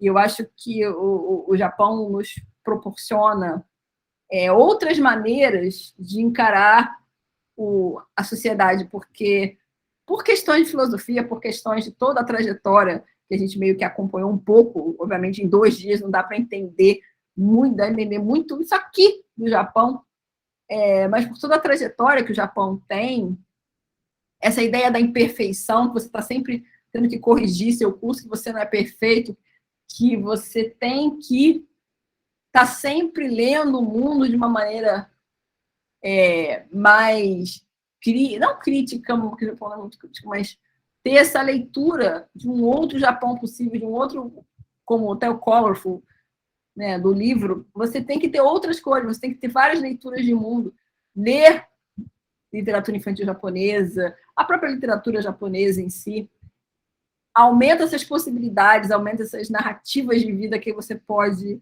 construir. Então, eu espero que essa pedagogia, esse meu conceito de pedagogia de mundo, desse mundo imperfeito, desse mundo japonês, tenha ficado um pouquinho mais claro e que tenha servido para, né, abrir os olhos para outros autores, a Kazumi Umoto, Kenji Miyazawa, pessoas que encaram alguns aspectos da vida ocidental diferente da nossa e que possam acrescentar na nossa vida diária, do conhecimento, na academia. Espero ter ajudado um pouquinho, indicando essas referências japonesas para vocês hoje. Então, eu vou dar uma olhada nas perguntas aqui, e aí, se alguém tiver mais alguma outra coisa para perguntar, até as fábulas japonesas Carpe Diem. Acho que seja um Carpe Diem. Alguém falou aqui que as fábulas japonesas são muito Carpe Diem. Olha assim, a questão é da filosofia que já foi herdada do Japão, que tem o que na China, mas que foi muito herdada do shintoísmo e das próprias dificuldades da própria Japão.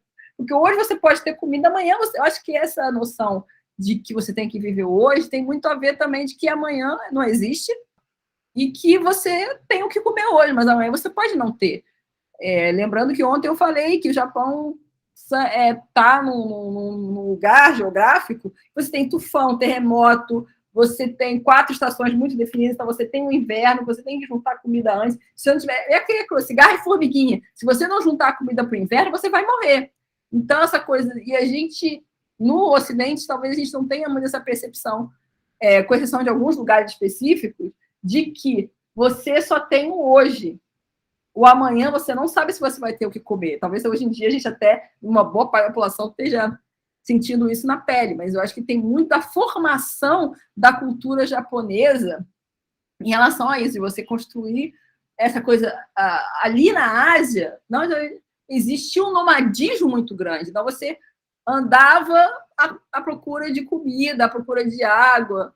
Então, essa coisa do carpe não é bem carpe, eu não acredito que seja bem carpe diem, mas sim uma questão de necessidade física do momento de sobrevivência. Então, pensei no mesmo, carpe diem seria o conceito de keigo e mujo, relação entre transitoriedade e a passagem do tempo pelas estações. Sim, a passagem do tempo, as estações do ano influenciam muito, porque se você não tem comida, você morre, se você no inverno não tem, que é muito gelado, realmente é inverno, no Hokkaido, então é muito inverno. O calor é muito quente no Japão também, se você não tiver uma proteção, água. Então, as estações do ano meio que moldaram como os japoneses vivem. Não só ele, mas outros. Se você for na África, qualquer lugar que você tenha condições geográficas adversas, as pessoas vão se moldando àquele lugar, aquelas temperaturas, aquela geografia, para poder sobreviver. Tem um livro chamado Ikigai. Não, Ikigai, Save. Ikigai é motivação para você viver. Esse livro aqui, se é o que eu estou pensando, ele fala de conceito. Eu tenho esse livro, ele fala de conceitos estéticos japoneses. Então, acho que não tem Ikigai, é o que faz você viver. Qual o seu Ikigai? Quando a gente pergunta, qual é o seu Ikigai? Qual é a sua motivação de viver? E muito disso tem a ver com determinados conceitos, mas esse livro especificamente, se é o que eu estou pensando, que tem uma árvore na frente, ele fala sobre conceitos estéticos, Yugen, Mono no Are, não tem muito a ver com... É motivação, acaba sendo um livro de coach, mas não é bem... Ele está falando muito sobre conceitos estéticos. Túlios Vagalumes marcando definitivamente a vida das pessoas. Porque tem gente que não tem coragem de ver. Eu acho que tem que ver. É triste, mas acho que tem que ver. Acho que sim, né? A pessoa que realmente fique muito abalada. Mas, assim, é uma história real que aconteceu, não é a pessoa que inventou hoje. Aconteceu. E a guerra em si, o que o Takahata diz, é que não foi exatamente a guerra que matou as 2 crianças, mas sim a vileza das outras pessoas, porque a família, eles chegaram a ficar um tempo com uma tia, mas depois eles foram mandados embora. Se aquela tia não tivesse acolhida, se tivesse encontrado alguém que os acolhesse, porque eles foram morar fora da cidade, numa gruta e tal, ele não tinha como dar alimento para a irmã e tal, e ela acabou morrendo. Mas se houvesse uma mão solidária que pudesse ajudar os dois irmãos, a tia mesmo, eles talvez não tivessem morrido. Alguma coisa eles teriam conseguido para comer. porque eles morreram, a menina morreu de fome, ela não morreu atingida. E o menino, e no filme, o garoto, ele tá na estação de trem e tá todo mundo passando por ele e largado lá passando fome. Então, a crítica do Takahata nesse filme é a guerra, sim, mas antes de ser da guerra, é as outras pessoas. Por que elas não ajudaram as duas crianças? Porque elas morreram de fome. Elas não morreram atingidas por nenhum bombardeio.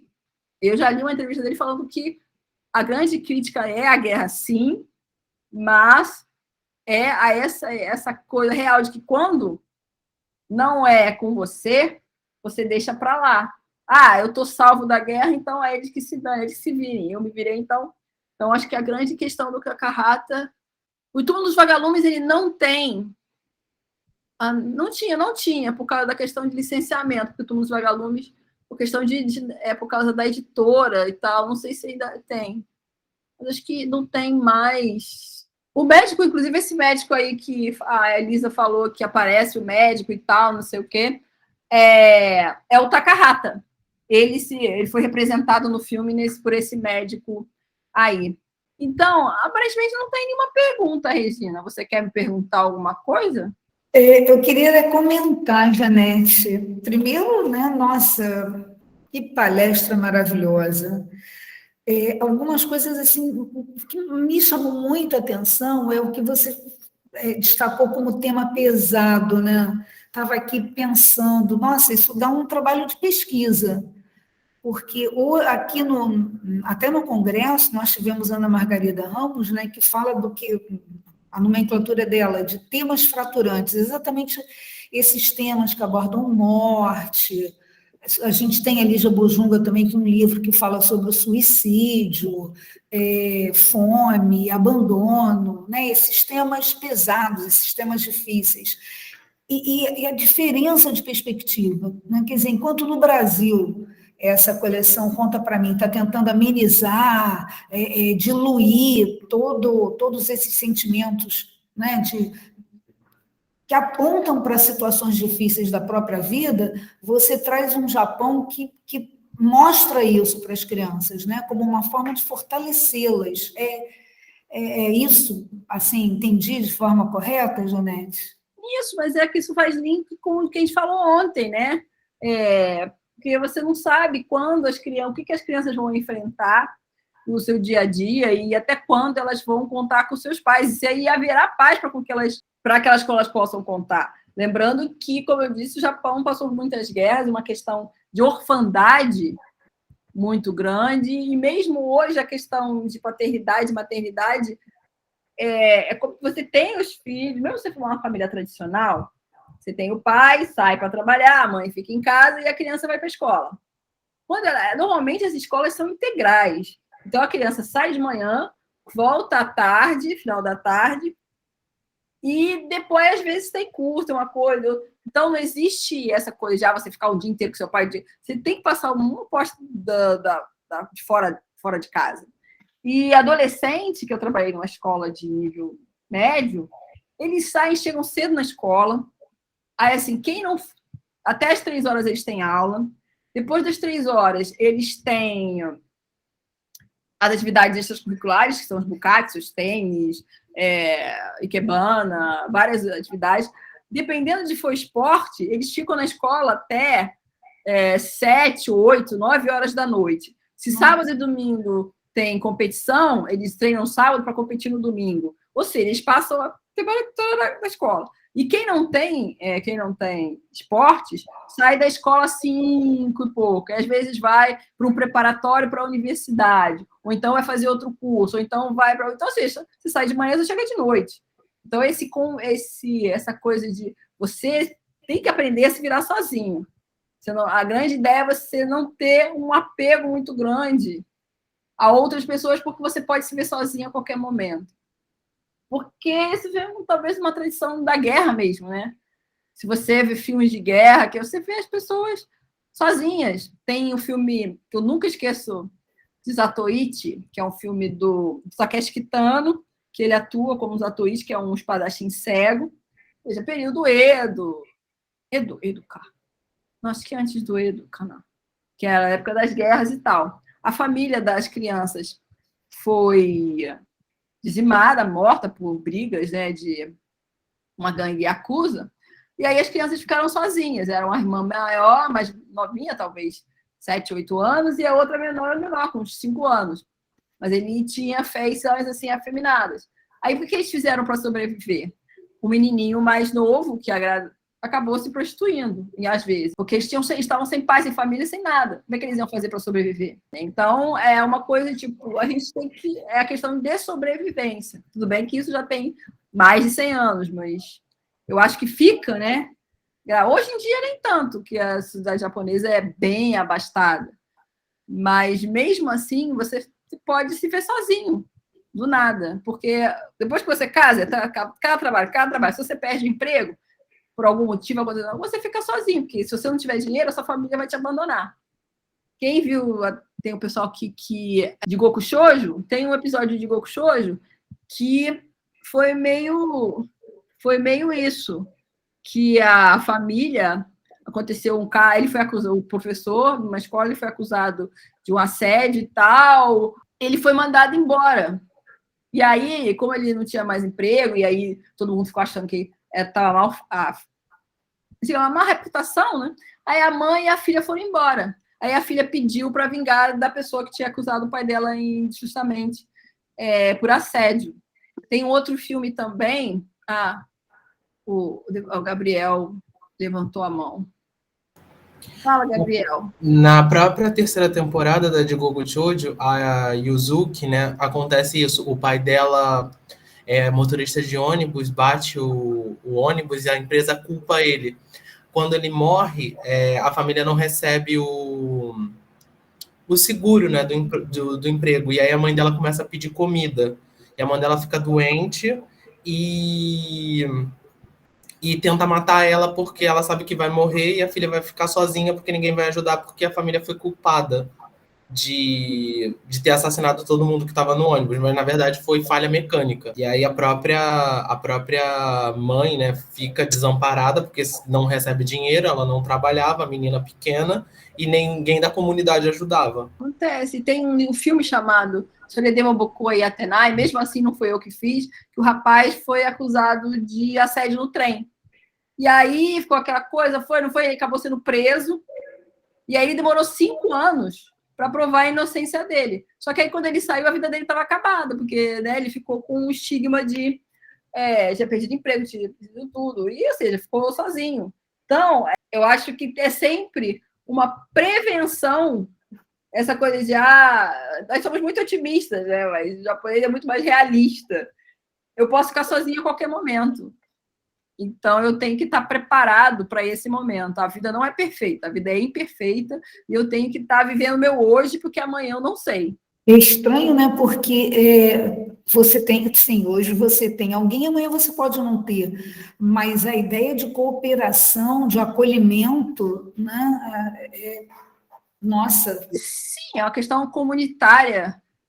Alguém falou de Bungo Stray Dog, sim, eu recomendo. Ele tem, para conhecer literatura japonesa, é muito interessante. Tem vários personagens da literatura japonesa e o bom, eu não sei como é que estão, porque eu vejo a versão japonesa.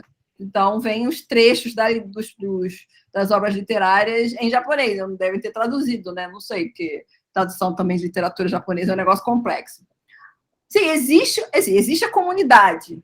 Mas a grande questão a comunidade entre, como eu disse, a questão do Japão é muito homogêneo.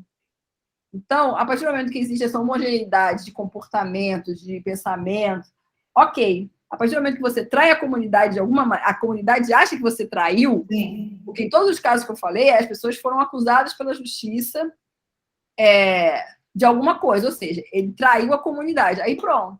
Aí você é descolado dessa comunidade. Porque, por exemplo, onde eu morava, as pessoas não precisava de lixeiro, porque os moradores se organizavam, limpavam tudo, né? Existia uma consciência coletiva de cuidar daquele lugar onde a gente também mora. Mas existe a questão de se você trai... existe um ditado, né, no Japão, que quem estuda japonês sabe, se um prego sair fora, né, da tábua, você pega e martela de volta.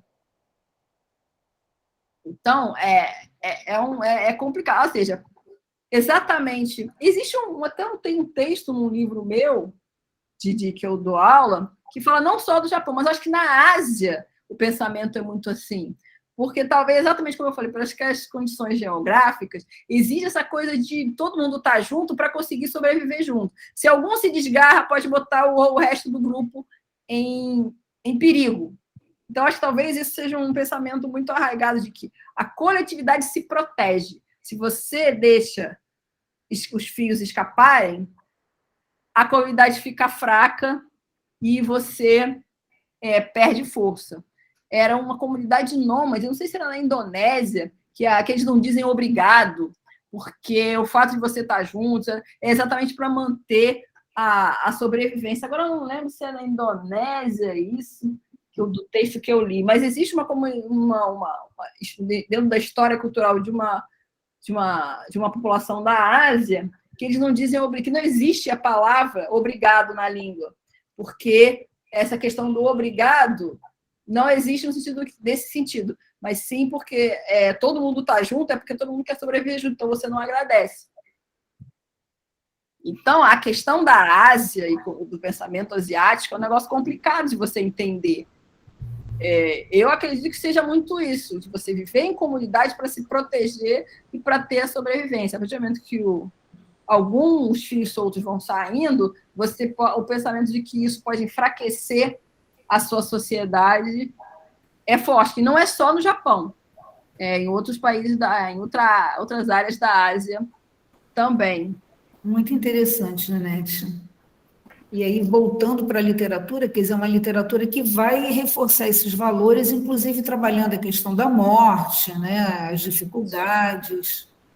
Mas também acho que, além das questões culturais que impulsionam, eu acho que também existe, até porque, como eu falei, a Momoko Oishi trouxe muitos romances infantis do exterior, teve muita coisa traduzida. O próprio Miyazaki tem contato com muita literatura estrangeira, infantil. Eu acho que também existe essa questão da narrativa, da fantasia, como ele diz, possibilidades possíveis, possibilidades abertas de outras pessoas, de outros eus, também revela um pouco, mistura, além da riqueza cultural japonesa, com a sensibilidade que essa riqueza cultural traz, né? A sensibilidade das cores, pode ver o trabalho da Lúcia Hiratsuka, por exemplo.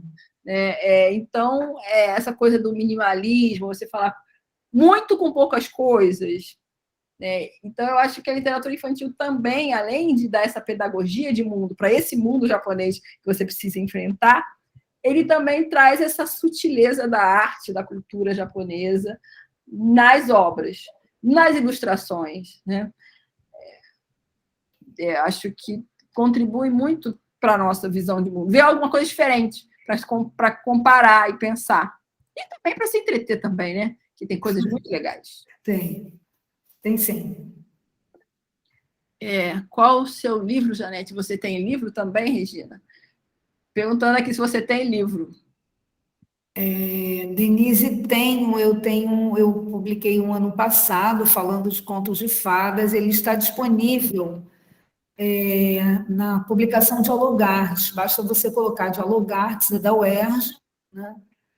E é um e-book, então qualquer pessoa pode baixar. Eu tenho um livro que organizei, mas ele é sobre filme e literatura, né? Entre linhas e telas. Já abri o seu aqui, Regina, que linda a capa maravilhosa. É de um artista que ele terminou o mestrado agora com a gente, faz parte do grupo, Felipe Campos. Ele é ilustrador e é escritor também. Algum outro questionamento? Só tenho a agradecer, gratidão eterna. Obrigada, Denise. Então, se quiser encerrar, Regina, porque... Sim, então nós encerramos agradecendo Janete, agradecendo a todos que estão aqui presentes. Na verdade, os estudos em literatura infanto-juvenil, eles aconteciam todo mês. Então, esse ano a gente já teve um encontro sobre bruxas, tivemos com representações do feminino, com a Beatriz da UF. Depois tivemos um outro sobre questão de olhares para pesquisa e ensino, e que foi até coordenado pelo Alexandre de Castro Gomes, que é escritor e é mestrando também nosso, do curso. Aí nós paramos por causa do congresso, né? Mas, assim, todos esses encontros estão gravados, estão disponíveis no YouTube, eu já até tinha colocado aqui. Porque sempre vocês anunciam na agenda UERJ, que é por ali que eu vou vendo os eventos. A gente tem um Instagram que também divulga, tem no YouTube, no nosso canal, ficam todos esses vídeos, tá? Então, os vídeos, a palestra de Janete vai para lá também. Ah, que maravilha! De ontem e de hoje. E todo esse movimento que a gente vem fazendo. Olha, o encontro com a Lúcia Hiratsuka está lá, do Fábio, né? Fábio entrevistou a Lúcia, Encontros com o Autor. Nós também gravamos e está lá no canal. Qualquer coisa, você entra em contato com a gente. Agradecemos também a presença de todos e todas aqui nesse estudo de hoje. Agradeço demais a Janete. Janete, olha, foi encantador, gostinho de quero mais, sabia? Eu acho que, assim, eu estou vendo a ponta do iceberg. Assim, é só realmente uma ponta, até porque também tem pouca coisa, e de literatura infantil tem pouca coisa. Eu selecionei algumas coisas que eu acho interessantes, pontos divergentes do que a gente da literatura infantil juvenil brasileira, né, para estimular as pessoas a estudar, a ler também, né? De repente despertar algum interesse de pesquisa, vai saber, né? Agradeço a todos, agradeço ao convite da Regina, até para poder falar um pouquinho, para as pessoas conhecerem também, que muita gente não conhece, né? A gente fica só dentro do nosso meio do japonês, aí todo mundo conhece tudo, então é para para poder divulgar também, né, alavancar as vendas dos livros japoneses, para assim, realmente, até para aguçar o interesse em traduzir novos títulos, né? Então, agradeço muito a oportunidade de poder falar um pouco, uma ponta, né, tentar dentro, acho que eu não sei se corri muito e tal, mas Não. Eu queria dar uma ideia bem geralzona do que é, mais ou menos, né, das diferenças que existem, algumas diferenças que existem nas duas dinâmicas de formação e produção, e puxar um pouquinho para a minha sardinha de falar sobre literatura midiática também, literatura e mídia. Era uma coisa, literatura era uma outra uma palestra para fazer, porque o Gabriel se interessou por literatura midiática, mas a gente fala isso no Ocidente. Literatura midiática não existe no Japão, porque já é natural.